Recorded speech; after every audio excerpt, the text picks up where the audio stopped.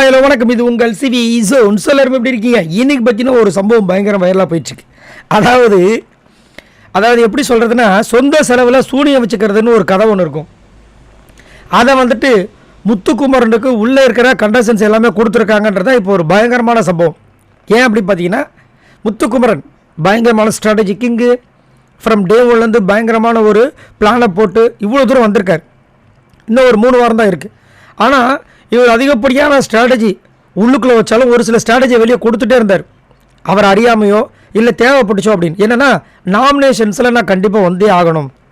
ஏன் அப்படின்னா, அப்போ தான் மக்கள் என்ன ஞாபகம் வச்சுட்டே இருப்பாங்க, எனக்கு ஓட்டு போட்டுகிட்டே இருப்பாங்க. அவங்கள நான் வந்துட்டு அதில் வந்து எனக்கு நீங்கள் ஓட்டு போடுங்கன்னு மறைமுகமாக இன்சிஸ்ட் பண்ணிகிட்டே இருப்பேன்னு சொல்லிட்டு ஃப்ரம் அந்த ஃபஸ்ட்டு வீக்லேயே வந்து ஒரு ஸ்ட்ராட்டஜியை சொல்லியிருப்பார்.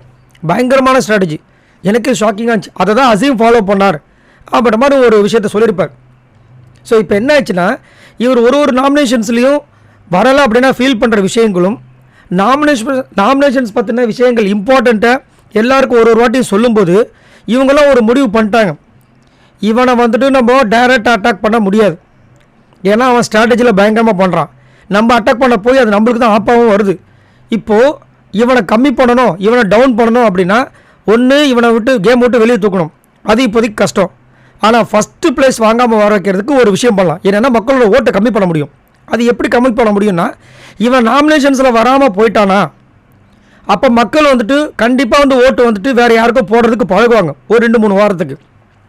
அப்போ கண்டிப்பாக வந்துட்டு ஏதாவது ஒரு சதவீதம் அடி வாங்கும் அப்படின்ற ஒரு பிளானை தான் இப்போ கொடுத்துருக்காங்க. நீங்கள் நல்லா நோட் பண்ணிங்கன்னா, ஒரு எப்பயுமே வந்துட்டு சீசனில் வந்துட்டு டைட்டில் வினராக வரக்கூடிய ஆட்கள் வந்துட்டு தொடர்ச்சியாக வந்து நாமினேஷன்ஸில் வருவாங்க. ஆனால் இந்த வாட்டி பார்த்தீங்கன்னா இவருக்கு அதிகப்படியான ஓட்டு வருது. ஆனால் நாமினேஷன்ஸில் கொஞ்சம் ஒரு சில வாரங்களாக வரதே கிடையாது. ஸோ இதுதான் பயங்கரமான ஒரு ஸ்ட்ராட்டஜி.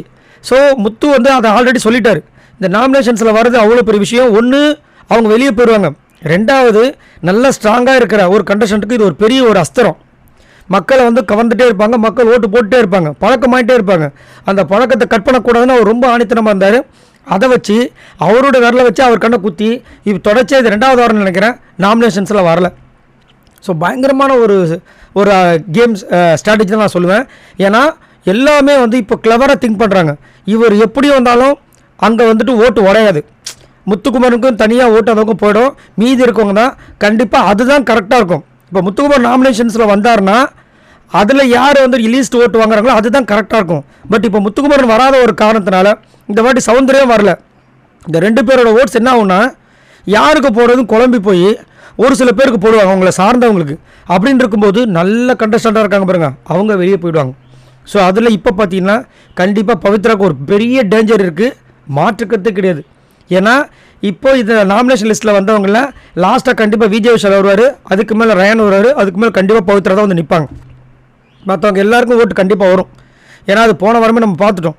அப்படின்னு இருக்கும்போது இந்த 3 பேரில் டிக்கெட்டு ஃபினாலே ஒரு பெரிய விஷயம் நடக்க போகுது. இந்த டிக்கெட்டு ஃபினாலே விஷயம் நடந்துச்சுன்னா இந்த 3 பேரில் யாராவது ஒருத்தங்க அடிச்சிட்டாங்கன்னா டபுள் எவிக்ஷன் ஒன்று கண்டிப்பாக நடக்கும். அதில் 2 பேர் போயிடுவாங்க. அப்படின்னு இருக்கும்போது விஷாலுக்கு அந்த டிக்கெட்டு ஃபினாலே வந்துச்சுன்னா ரயானும் பவித்ராவும் காலி, ரயானுக்கு வந்துச்சுன்னா விஷாலும் பவித்ராவும் காலி, பவித்ராவுக்கு வந்துச்சுன்னா ரயானும் விஷாலும் காலி. இப்போது ரயானும் சரியான பிளேயர் தான், அது வந்து மாற்றுக்கிறதே கிடையாது. ஆனால் அந்த பிளேயரை விட பவித்ரா சூப்பரான பிளேயர். மனசளவில் ரொம்ப நல்ல பொண்ணு, நிறைய டாஸ்க் வின் பண்ணியிருக்காங்க, சூப்பரான ஒரு குட் சோல், அது வந்து மாற்றுக்கிறதே கிடையாது. ஆனால் ரயான் நிறைய விஷயங்கள் ப்ளஸ் ஃபிசிக்கல் வயலன்ஸ் ஒரு விஷயம் பண்ணியிருக்காரு. ஆனால் எந்த கார்டு கீடு வாங்கலை. ஆனால் இப்போ ஓரளவுக்கு நல்ல ஒரு டஃப்பான ஒரு பிளேயர் தான். எது எப்படியோ இந்த 3 பேரில் பயங்கரமாக வந்துட்டு இவங்களுக்கு ஒரு அதாவது இருமுனை கத்தி மாதிரி ஒருத்தன் போனால் ஒருத்தன் காலி அப்படின்ற மாதிரி தான் இருக்காங்க. இந்த 3 பேரில் யார் வந்து டிக்கெட்டு ஃபினாலே வின் பண்ண போகிறாங்க அப்படின்றதுன்னு தெரியல. ஆனால் இதில் ஒரு பெரிய ட்விஸ்ட் இருக்குது. இந்த 3 பேர் இல்லாமல் மேலே இருக்கவங்க யாராவது வாங்காங்க வச்சுக்கோங்க, கண்டிப்பாக வந்து விஜய் விஷால் ரயான் காலி. செம்மையான ஒரு வாரமாக இருக்க போகுது. சரி, நீங்கள் உங்களோட கருத்தை சொல்லுங்கள். இங்கே முத்துக்குமரன் தொடர்ச்சியாக 2வது வாரமும் வரல. இந்த கேம் ஸ்ட்ராட்டஜி எப்படி பார்க்குறீங்க? மறக்காமல் கமெண்ட்ஸ் பண்ணுங்கள். பாய் நண்பர்களே, இந்த மாதிரி நிறைய வீடியோஸ் உங்களுக்கு காத்துட்ருக்கு. மறக்காமல் சப்போர்ட் பண்ணுங்கள். பாய்.